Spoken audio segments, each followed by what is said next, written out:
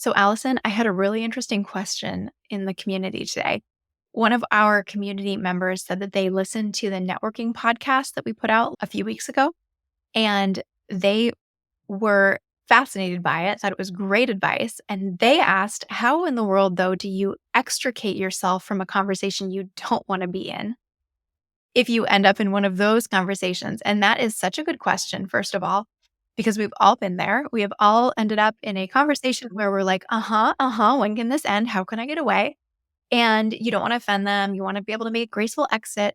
But I thought maybe we could go into some tactics for how we could actually help people to figure out how to gracefully exit the conversation. That is such a good question. I feel like that is one of the major pain points of networking that people do not talk about. Yeah. Yeah. You are our networking person. I'm the introvert, you're the extrovert. I'm so terrified of ending up in those conversations, and they do happen. But I know that you go to a lot more events. So let's paint the picture here. So you have entered into a conversation with somebody and quickly realized maybe that they are going on too long or something. They're not in the right industry. You just don't want to talk to them anymore, and that is fine. What are some ways that we can start to extricate ourselves? Okay. Well, the first one is really easy. And all you have to say is, oh, if you can excuse me, I just have to run to the ladies' room. Ooh, No one's going to question that. And then you just make like you're going in that direction and no one's going to follow you. So, and if they do, then you have other problems you should probably, address. They need to go. You have a stage 5 clinger. So, um, so that's the easiest one. You can do the same thing if you're having a drink, "Oh, I'm out of water and my throat's so dry. I'm just gonna get some water and, like, we'll catch up again." I always just kind of leave it as like, "Oh, I'll bump into you in a minute. We'll catch up." yeah. Um, the other one that I have had people do to me, and I reflected on it and was like, "It's so weird I didn't find that rude," but because you wouldn't do it in a normal social situation, but what I have had people do is be like, "Oh, hey, it's been so great chatting to you, but I've gotta run because I really need to grab that person over there." And you're at a networking event, so people get it. It's like, "Oh, yeah, why wouldn't you?" Like, most people are trying to meet up with a specific person in, like, that room. So, I'm always just, like, kind of on the lookout, and even if it's not someone you were really trying to meet up with, but you're just like, "Oh, I see someone across the room. I've gotta grab them before this is over." It's fine. Like, you're not gonna hurt someone's feelings. It's okay. Yeah. So, those are my 3. Say you're going to the restroom, say you're getting a drink, or say, like, "I really gotta see that person over there. So great chatting to you. I'm sure I'll bump into you again before the event's over." Yeah. How'd you get? I think if you want to soften the blow too, you can make sure that you've collected their business card, and you can always go to LinkedIn, link in with them afterward. Make it clear that it wasn't a personal thing. You did want to keep the conversation going, even if you didn't. It's about respecting people's time, right? So they also might be like, I want to end this conversation. I don't know how to get out of it. Everyone's there to network and meet a lot of people. And I think that when people just kind of call it out, like, hey, it was so great meeting you. I've got to go talk to a couple more people, but like, give me your card and we'll connect on LinkedIn and we'll keep the conversation going. Like, that's literally the point of going to networking events is to meet a lot of people in one spot. So, like, most people don't really expect to be cornered or want to be cornered, but they may in their head be thinking the same thing about you. Like, "Oh, I'm stuck here." You never know. Okay, so barring that, let's say that somebody really is not letting you get a word in edgewise. That's happened to me too. Maybe it is somebody you, in theory, want to network with, but you're having trouble getting your getting any headway in the conversation. It's a one-sided conversation on their end. What might we do to mitigate that problem? Is there a way that we can kind of head that off? If it's someone you, like, really want to be in their good graces and you really need to network with them, then just deal with it. Like, honestly, just roll with it and be like, "Fine, whatever. I'll just listen to you tell me whatever." Otherwise, I think it's kind of time to deploy one of those tactics, and I think you might just have to be like, "Oh, hey, I'm so sorry to interrupt, but, like, I've got to XYZ." It really depends on the situation too, like, what the room is structured like, who's around you. If they're talking to a big group of people, sometimes it's almost okay just to kind of be like, "Oh, I got caught in a side conversation," and sidle off. Yep. Um, if you're truly one-on-one captive audience, then you gotta weigh the risk reward of staying in that conversation or just making an exit. If the event is ending in, like, 15 minutes, you can be like, "Hey, I'm so sorry. I've gotta go, get my car, pick up my kid, do whatever. I'm heading out." And then just leave. Be like, "Oh, I didn't realize the time. Gotta go." Like, that's fine. I think it's actually a lot harder to be rude at a networking event unless I'm just rude, but I don't think so. I think it's just that people, the expectation is not like you're sitting at a dinner table with these people. Like the idea is you're circulating around. So I don't put too much stock into it because I've definitely had people kind of walk away from me and I've definitely kind of walked away from other people. And I don't even remember it half the time. Yeah, that's a really good point. I think we overanalyze things in the moment or even Hmm. afterward. You like psychoanalyze the whole entire event and you think, oh my gosh, Of all the course. things I did wrong. Of course. Probably nobody remembers anything about it except you because it happened to you. Do you know why that is so true? Because everyone we talk to on the Building Biotech podcast, when we talk about networking events, is like, oh, I'm always so uncomfortable. I'm so nervous. And everyone's in their own heads. So everyone is in their car driving home being like, oh, I was such a weirdo. Like, oh, I walked away when I shouldn't have. Oh, they don't remember anything about you except for you probably seemed really nice and that they screwed up the interaction that you in your car, like, oh, they seemed really nice and I screwed up the interaction. Because in the end, we're all like basically little kids who don't know how to interact with each other. It's so true. We do a lot of mindset work in the office hours, and a lot of it is about, and I feel like I say the same things over and over, but for so many different situations. But it's don't assume that you know what someone else is thinking because it's what you're thinking.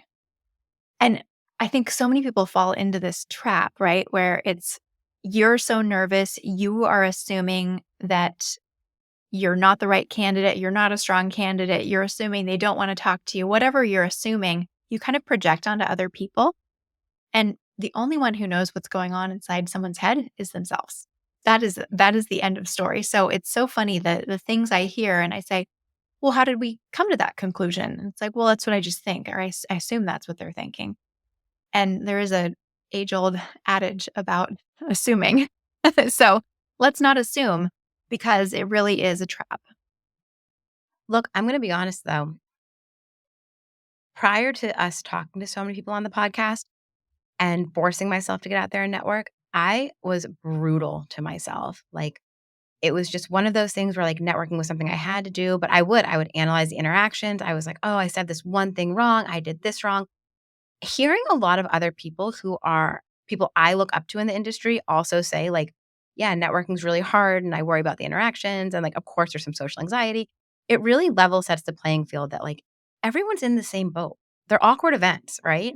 You just have to make them fun and embrace the awkwardness, and honestly, just give yourself credit for going because a lot of people didn't go, and you went. That's true. Okay.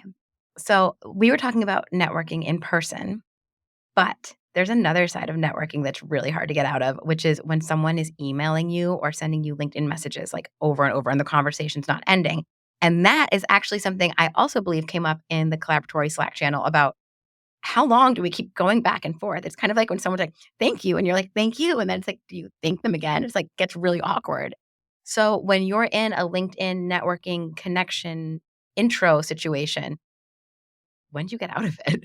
Here's the thing people, for whatever reason, online are very different than they are in person. And we've heard so much about this, even with like bullying. Like when you and I Oh, yeah. were in high school, we didn't have social media to the same extent, right? There was like MySpace for bands to put their music on. Like there really wasn't the same level of social media interaction. And what we've seen is that people don't act the same in person as online. And being online, for some reason, makes people a little bit more bold.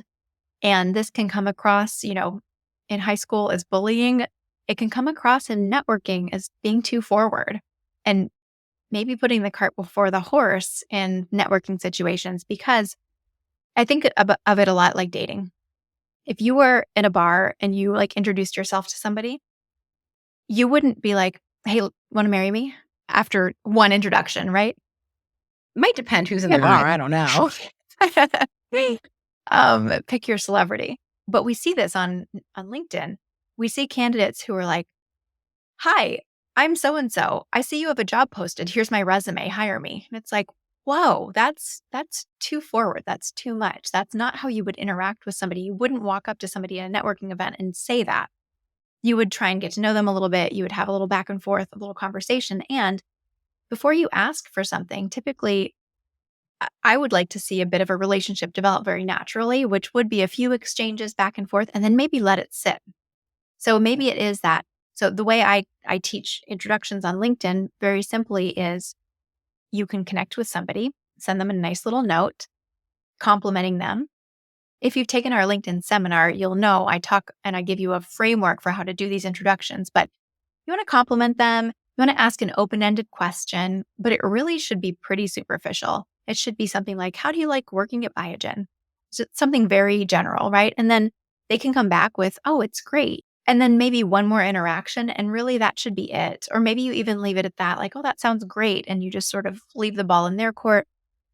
Maybe then a week later, you come back if there's a job open that's interesting and you ask a very general question like, hey, I saw there's a job posted in X department. What do you think about that department? Or what's the environment like over there? If it's at a different site than them, like, oh, what's the San Diego site like? Have you ever been there? Something very general, something that would be natural to ask somebody in conversation. And then you don't ask them to put your name forward. You let that develop naturally. And I think that's where the two forward comes in. People just go right in for the kill. They go right in for the ask without providing any sort of back and forth banter. And I think what's interesting is sometimes you will connect with someone and they're super friendly and they're like, "Oh, I'd love to chat and like learn more about you." Here is my trick for that. I do not want to do 12 rounds of like, "Well, on Monday at noon, I'm doing XYZ." Get a free Calendly or a free scheduling tool of your choice so you have a calendar link that you keep up to date and and then just send it to them. But you have to make that as easy as possible. Yeah. Okay. So now you're in a conversation with somebody on LinkedIn and you're wondering, am I being annoying? Are they being annoying? Am I annoyed by them? Like, how do you get out of this conversation back into your own head? Yes. Um, my so I don't have a blanket answer because I'm not in the conversation. I'm just going to go off of some things that I've heard. So if you're in that situation that you brought up earlier where it's like, "Oh, thank you." And then you say, "No problem, thank you." And it's going back and forth and it's weird. It's okay to just stop. It's just an online messaging platform. It's not weird.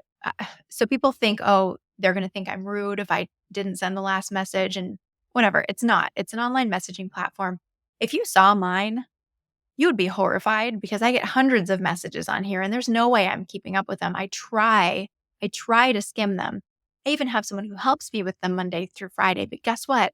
They still come on the weekends and I'm never going to get to them all. And it's not because I don't like you. It's not because I'm trying to be rude.